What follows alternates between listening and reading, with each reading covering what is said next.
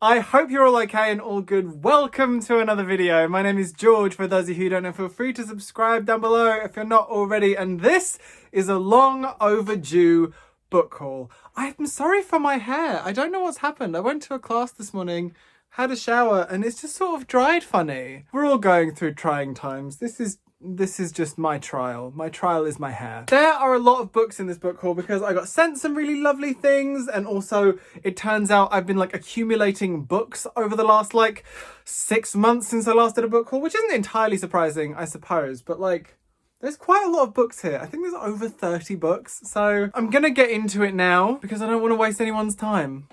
Don't want to waste anyone's minutes. Love ya, love ya, love ya. Done.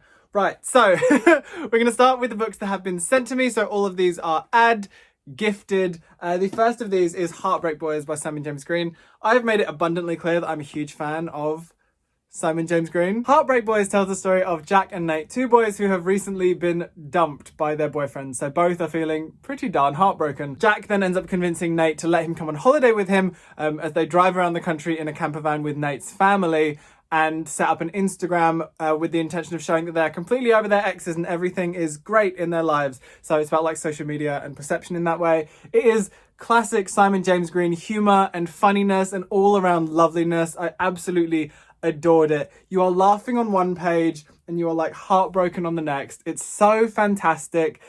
If you've not read Simon James Green, he's the author of Noah Can't Even, Noah Could Never, and Alex in Wonderland. He's also the author of his new middle grade book, Life of Riley, and a lovely picture book called Llama Glamorama, which is absolutely stunning. And so this is his YA novel for 2020, and it's absolutely glorious. I loved it. He also did a series of videos with Leah Johnson, Julian Winters, William Hussey, Alice Oseman, Juno Dawson, and myself, which I'll leave links to in the description box below because they're really, really fun. So this. The next thing that got sent to me was Nick and Charlie from the glorious lovelies over at HarperCollins.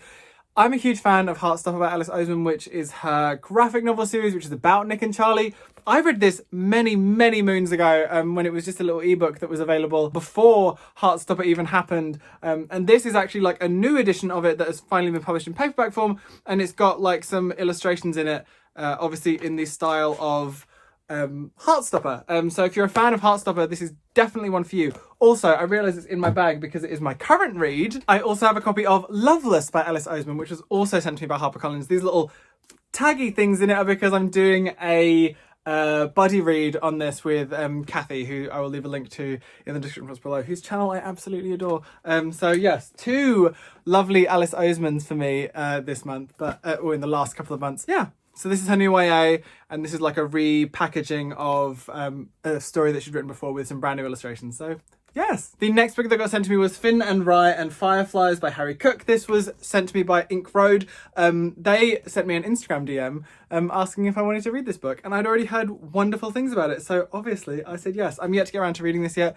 It's on my to read pile. I keep seeing people talking about how cute it is. And you know what? I think we could all do with cute queer reads right now. So yes. Next up we have Bunny vs. Monkey by Jamie Smart. This was sent to me by David Fickling Books. I have read the Bunny and Monkey comics that were published by The Phoenix Presents, which is by DFB. They're so much fun. They're so funny. I believe this is a binder of the individual comics that they released. I actually gave them away to one of Jordan's colleagues' children because it looked like something that they would really enjoy. But they are so much fun. They're so funny, and I just love the artwork in them. I think they're absolutely glorious. So this. From the lovelies over at Electric Monkey, I got sent a copy of Chelsea High by Jenny Oliver. They were going really hard on this at Yalc last year. I remember seeing a lot of stuff about it, but I can also remember not knowing what it was about. Do you know what I mean? I was seeing a lot of of the branding and of the logo, but I didn't know what it was for or what it was. But it stuck in my mind enough that when this cover popped up, I was like, oh, it's that thing. And I remembered it. So it worked. Whatever they were doing, it worked. This is Jenny Oliver's debut YA novel. It is a sweeping summer romance, or so I've heard, and it's a story of a girl called Nora Whittaker who gets shipped off to the very exclusive Chelsea High. I've just read the blurb, and it looks like there's some theatre stuff going on as well. It says that she's cast opposite Ezra Montgomery in the school play. Suddenly Nora discovers a reason to belong. After all, it sounds right up my street and it seems super fun, so thank you so much for sending that over. This next one that got sent to me is Llama Out Loud by Annabelle Sami. This is another one from Egmont Books. They did offer me a copy of it. They sent me an email and I never replied to the email because I think they were emailing me while my book was coming out, and I think I was just I was terrible at being in contact with people in August. I was the worst person. You may have noticed there were like no videos on this channel in the whole of August, and that's because I was like ultimate chaotic and twirly and like just didn't. This is a middle grade novel about Yasmin Shah, who is constantly ignored by her incredibly loud family, and her family only gets louder when a llama shows up and turns her entire world upside down. It sounds super fun and super funny. I'm not a huge middle grade reader. I want to read more middle grade. There's a couple of middle grade books in the books that I've bought that I really do want to read, so I want to get into more middle grade. So this looks super fun, and the illustrations in it are super stunning. Who did the illustrations? That must be written here somewhere. Alan Fatih Maharan did the illustrations on this, and they're really beautiful. So that looks really stunning. So thank you for sending that one over. The next two are ones that I did get emailed about. So these are ones that they've been offered to me and I have accepted them. So the first of those is the Magpie Society One for Sorrow by Zoe Sugg and Amy McCulloch. First of all, this proof is beautiful. We have sprayed edges and like embossing and like spot UV on the front. It's beautiful. This comes out in hardback in August. False! I literally just read the words October. I don't know what came over me. Sorry. It's set around Halloween. It's got a kind of creepy vibe. They sent a letter with it that said how it was something the two of them came up with together because they're obsessed with true crime podcasts and stuff. It is set at like a high profile boarding school. There is a murder and a murderer on the loose from what I can gather. And it sounds really interesting. Completely not the kind of book that I would expect to get from Zoe Sugg at all. If you don't know Zoe Sugg, she is Zoella. She wrote Girl Online. She had a homemaking book come out, like a kind of hosting book come out a few years ago. Amy McCulloch is the author of a fantasy duology called The Oathbreaker's Shadow, also of The Potion Diaries, also of Jinxed. And this is their first like collaboration, like big official collaboration together. And it seems really exciting. Yeah, so it looks really cool. So thank you for sending that penguin. And the last book that got sent to me, which actually only arrived quite recently, was A Snowfall of Silver by Laura Wood. I got an email off my publicist asking if I wanted to read this. And it is set at a theatre in the 1930s. And frankly, my dear, it sounds absolutely glorious. And this cover is just everything. It's so beautiful and so shiny. I mean, look at it. It is the story of a girl called Freya who runs away to Cornwall to follow her dreams of becoming an actress. And it just sounds right up my street, so I'm really looking forward to reading this. So thank you for sending that over, Scholastic. And now we get into the books that I've actually bought and paid for. So those are all gifted to me by publishers. Either they asked me if I wanted it or they sent it anyway. And these next books are books that I have purchased with my own hard-earned money. The first of which is Clap When You Land by Elizabeth Acevedo. I bought this a while ago because I was obsessed with how beautiful the cover art was. The colours here are just absolutely stunning. This whole thing is beautiful. I've heard amazing things about it. It's published by Hotkey. And yeah, I mean, I've read The Poet X, which I have on my shelf up there. So I bought this because I think Elizabeth Acevedo is amazing. So I need to read this. It's written in verse. I should have read it already, and I've not because I'm a bad human being, but this. The next book I bought was Date Me, Bryson Keller by Kevin Van Wye. I've heard amazing things about this. I think I bought this because I was hearing great things about it, and then they ran an Instagram ad campaign with like JTH Books, who I follow on Instagram, and Fantastic Books and Where to Find Them, who I follow on Instagram, and they just made it look really fun. So now I want to read it. It sounds great. It's kind of a weird concept. It's about a boy called Bryson Keller who it's like he has to agree every week. He has to date the first person who asks him out, and a boy asks him out instead of a girl. I think that's kind of the vibe, so it's sort of that. I don't know what this is going to be like, but I've heard good things, so I'm super intrigued. The next thing I bought is a book that my friend wrote, and this is The Strange Worlds Travel Agency by L.D. Lipinski. And can we just have a word about this cover, because it's quite beautiful. It's so intricate. There's so much happening. It's just gorgeous. I'm really excited to read this. I've heard amazing things about it. I love L.D. Lipinski. I think they're one of my most favourite people on the internet. So we've met on the internet and we've met in real life since. We're both represented by RCW but different agents. I was so excited when they announced their book deal, and I'm just really excited to read this book. It sounds great and everyone keeps saying how great it is online. So this. The next book I bought was Noah Could Never by Simon James Green. I've already mentioned Simon James Green in this video once, and I will be mentioning him one more time before the video is up. I'm doing these roughly in purchase order, just so you know.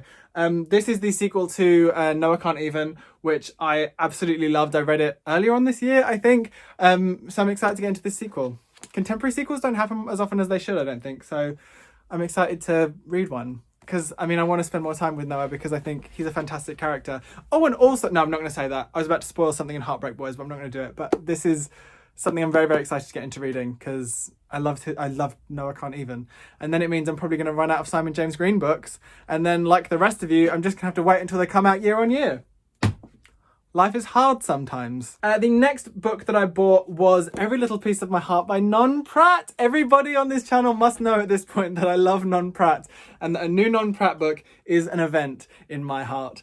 So I'm so excited to have this book. It came out on the same day that Boykin got released, and I am so excited to get into it. I've not read it yet. I don't know a huge amount about what it's about, but it's Non Pratt, so it's like, it's one of those things where, you know, when you have like, God, I feel like this was a thing that people used to talk about ages ago, and I don't know if they use this phrase anymore, but Non Pratt for me is an auto-buy author.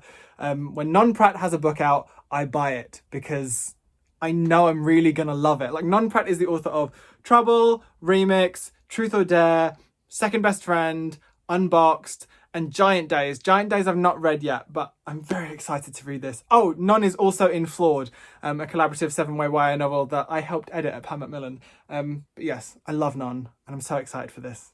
Yay. The next book is 8 Pieces of Silver by Patrice Lawrence. This also came out on the 6th of August, I think. I think I just did like a little 6th of August book buying thing. I think it's behind me. Is it behind me? You can't see it. It's on the shelf up there behind a Moomin, but Orange Boy by Patrice Lawrence is an absolutely fantastic read that I read quite a few years ago. And I've not read their other books in between, but I've heard great things about this, so I kind of want to read this and then go back and read the rest of Patrice's books. This is the story about 2 sisters, Becky and Silva. On the back of the book it says they couldn't be less like sisters. Silva very much keeps herself to herself, and Bex does her own thing as well, and then one day Silva vanishes and leaves 8 clues behind that are about her life, and Bex has to use them to find her sister before it's too late. It sounds really fantastic. I've heard great things about it. I'm really looking forward to getting into it. The next 2 books I bought were 2 recommends from Waterstone's bookseller at Waterstone's Kingston called Guy. I went in and signed some copies of Boy Quinn, and like obviously didn't leave empty-handed because I have very little self-control. The first of the books that he recommended me was We Are the Lost and Found by Helene Dunbar. He described it as like Rent, the musical, but in book form. And I mean, that's how you sell a book to me. Give me the comparable musical and I'm there.